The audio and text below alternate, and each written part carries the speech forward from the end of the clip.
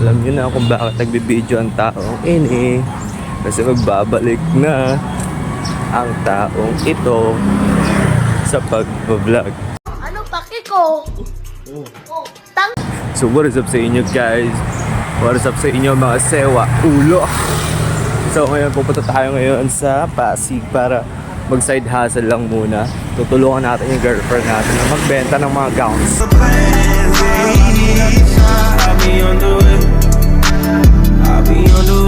So guys, nandito na ako sa Pasig. Apakainit eh. Oh, Diyos ko. Hanip na Pilipinas yan. Grabe kasi yung mga tumatakbo ano eh. Senador eh. Mga upa, mga delubyo din eh. Ano ba naman kasi hindi mag-iinit.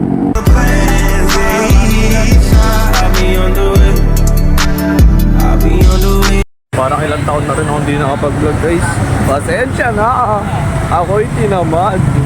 Pero nung napanood ko yung mga ibang mga video namin dati, ganda pala mag-vlog kasi nababalik-balikan mo yung mga memories, di ba? So what's up guys, nandito na ako sa Pasig. Apakadaming gowns dito and then mga barong. Nagbebenta rin kami dito na tuxedo. PM lang ako sa Kai Joy guys. Yun o. Ano guys kami dito, yun o. Mga dress, tapos ito yung tuxedo. Oh. Pangis! Kasi mga barong, may barong dito eh. Nasaan yung barong? Pakadami. Yan o. Pang. Pang. Diba? Ang kulo ng vlog ko. Basta may barong dyan, may barong dito, may tuxedo dito, tapos big gown. Pwede rin yan itayo kung magpapatay kayo, magpapagawa kayo, di ba? Okay. 500 yan. Cape guys, 500. Pag suot mo pa ka na si Superman, hindi ka tatablan ng mga lamok.